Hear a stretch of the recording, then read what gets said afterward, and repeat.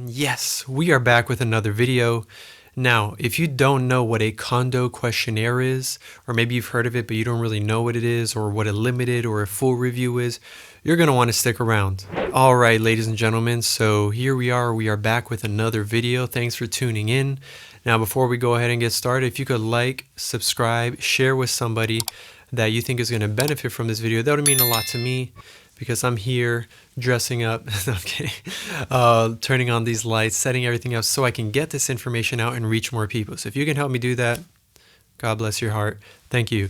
All right, so we're going to get right into it. So condo questionnaire, this is something that is definitely going to come up if you are looking into buying a condo.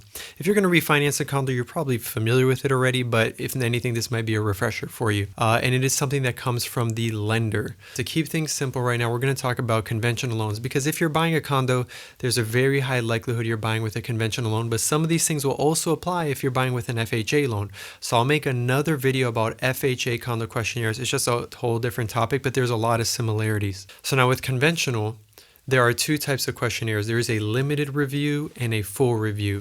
Now in every state, there is a threshold of which the first mortgage, if the loan to value is above or below the certain threshold, it will trigger either a limited review or a full review. Now in most states, that threshold is 10%. In Florida, that threshold is 25%. You know, Florida, we have to keep it interesting.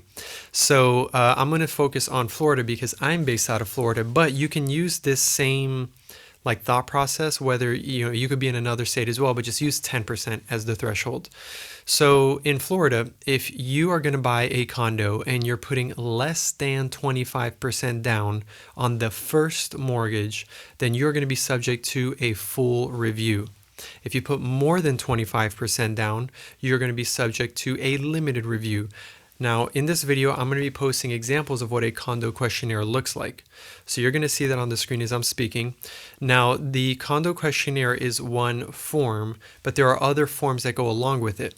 Now, the biggest difference is that a full review has more things that the lender is reviewing, and a limited review has less things. So it kind of makes sense, right? So full review, there's more stuff that the lender's reviewing, and limited review, there's less stuff. So the limited review, what's cool about it is that there's a big thing that comes up on full reviews where the lender has to review the condo's financials. So the HOA, the management company's financials. And so they're going to review things like reserves. So if you're a realtor and you're watching this video, you might have just cringed at that word because you might have had a deal die because it didn't have reserves.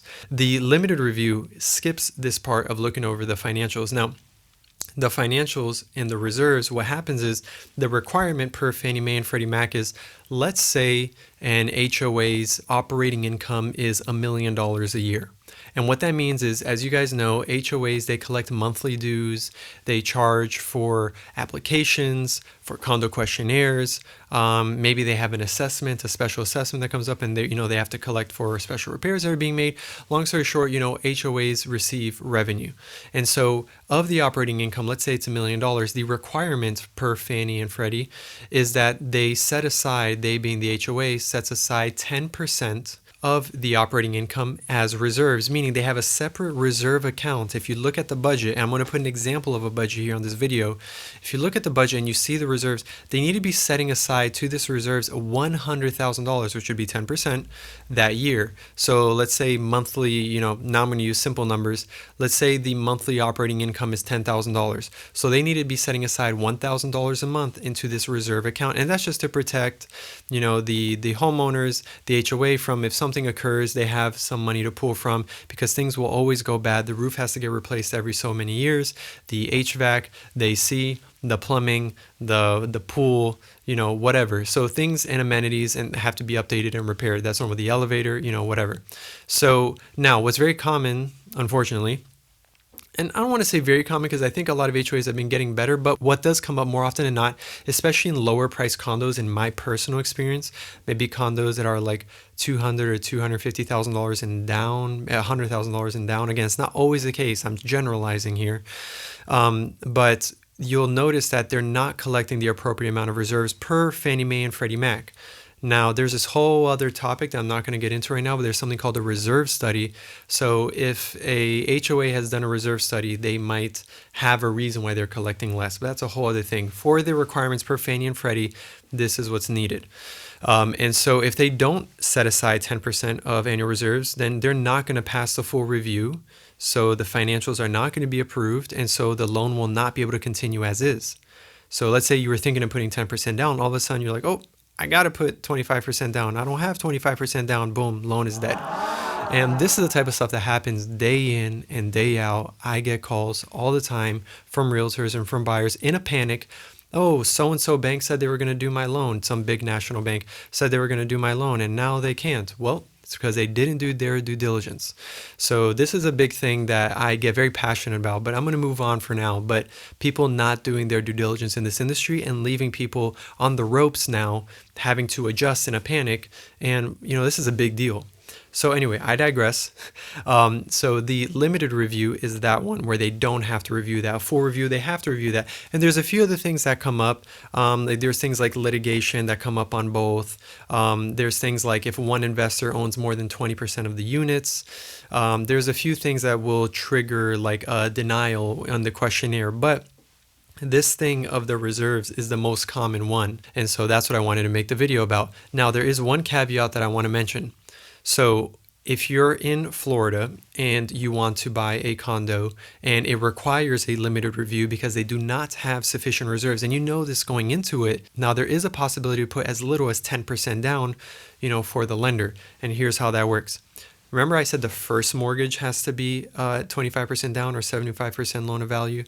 Okay, so you can do a second mortgage for the remaining 15%. That's the cap, is going up to 90% loan to value.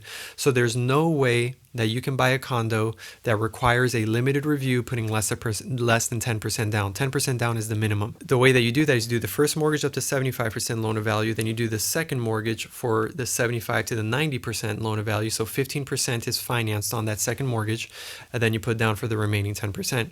Now, some people don't like that option because, you have a second mortgage. Most people that do a second mortgage, they do a HELOC, a home equity line of credit, and a home equity line of credit has an adjustable rate. It's like a credit card, so it will adjust with the indexed rate. So, that's something that some people don't like. They want a fixed rate. So, it is just a solution to a problem. I'm not saying it's a perfect solution, but that's one way that you can get around that. Now, that does not have anything to do with the HOA's requirements. Some HOAs will require a minimum down payment. That's just their rules. Like when you do the application, they're going to look, and sometimes they'll have like a credit score minimum. They'll look into your credit score, and sometimes they'll have a minimum down payment. They'll say, hey, for anyone wanting to buy in our building, the minimum down payment is 20% or 15%. In those cases, no matter what, if the lender is willing to go lower, if the HOA won't approve it, then you can't do that. So you have to take that into account too. But this is something to be aware of. Now, something that someone like me, a broker who works with several lenders, has access to is different lenders have approved condo lists. So generally, not all lenders do this, but for most lenders, when they do a loan in a particular condo, they save those documents. They collect the master insurance policy, the condo questionnaire, the budget, the 2021 budget, sometimes the balance sheet if appropriate, and they'll collect them and they'll store them. Those documents are generally good for a year only in most cases. So they'll store them and they'll have like expiration dates. Now, if, Susan did a loan, with a full review, meaning they had to look at everything in, this month, then, right after it closed, like the next day or the next month or whatever, John now wants to do a loan on that same condo. And let's say we're able to use the same lender because they have similar qualifications or whatever, then we can skip the whole questionnaire, the whole financial, that whole thing, because now those documents are in the directory for that lender. So we can just pull those documents, bada bing, bada boom, and it's done. And that actually saves you a little bit of money because most HOAs charge for the condo questionnaire. It can be anywhere from $200 to I've seen as expensive as $650. So it can range, but I want to say the average is like $250, maybe $300. And so that's something that can save you money, save you time, save you headache. So if you're looking into buying a condo, ask a loan officer or broker that you work with if they have an approved condo list. Now, if you want to work with me and with our company, we do have access to those lists from several lenders. So we have a lot to choose from. And that will generally help you save time from going to look at a building that maybe doesn't have reserves, because we can give you a list of approved condos that do, and that might, give you a little bit more of like a time efficient way of looking. So anyway, that's that. I hope that was helpful. I hope that was informative. Please ask your questions below in the comments. Let me know what you think. I'm making these videos and I'm thinking of day-to-day topics that come up in daily conversations, but let me know what your thoughts are. And again, please share with somebody that you think would benefit from this: home buyers, home owners, realtors, insurance agents, whatever. I just want to be here and be a source of information for you guys. So thank you again. I hope you guys have a great day, and I'll see you in the next video.